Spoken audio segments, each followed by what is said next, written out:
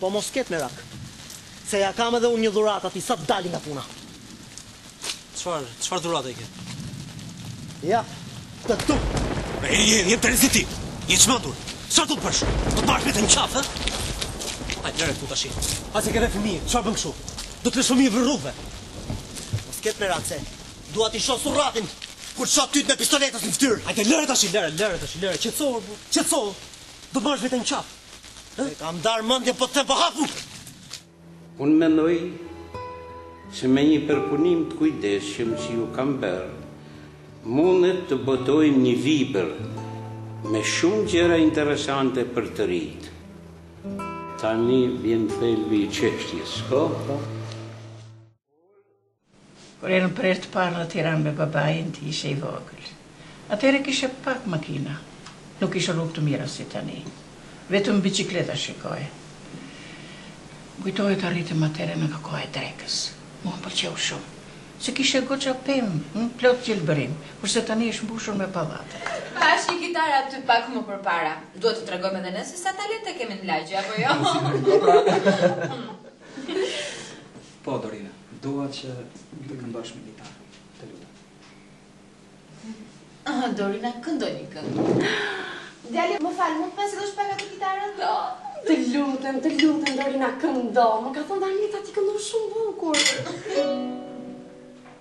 Mare manje shkurmaj, tu si mor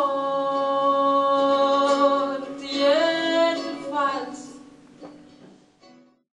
Që thua, oma? Unë tërë ditën në shtëpi këtu duke mësuar, edhe ti thua tani mos dal as me shoqet. Ç'është kjo kështu? Po çfarë duhet të them unë? Unë nuk duhet bëj merak për ty.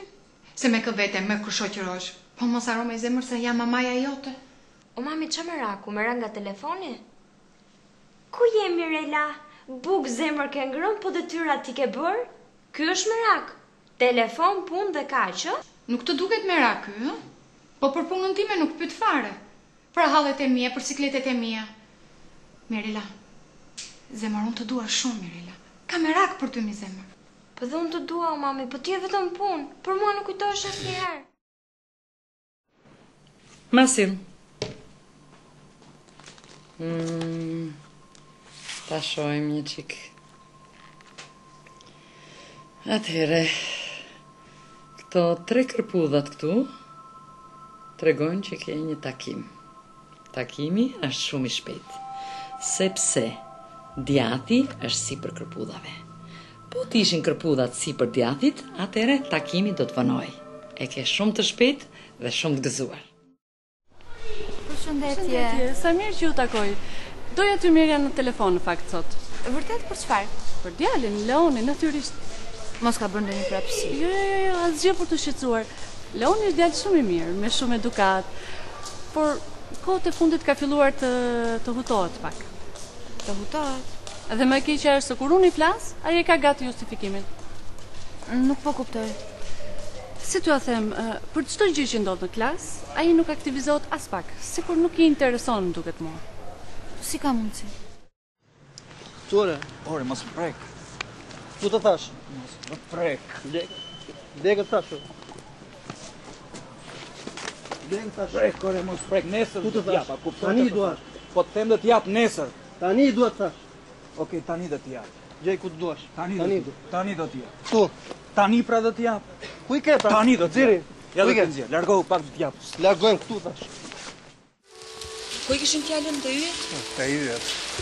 Është shumë e bukur. Unë kur isha i vogël, mendoja se yjet nuk ekzistonin. Po çfarë besoje? Besoja se ekzistonte vetëm dielli.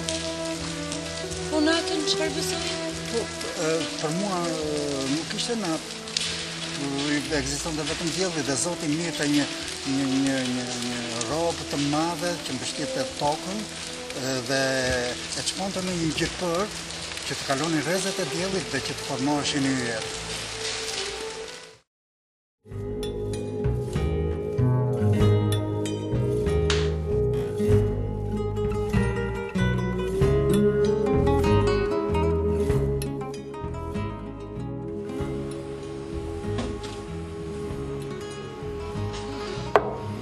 Kushe? Se kuptoj, vëlla. Se kuptoj. Si u bën këta biznismena? Dje me bicikleta, sot me benza, me foristrada, me Porsche, e BMW. Këta biznismena.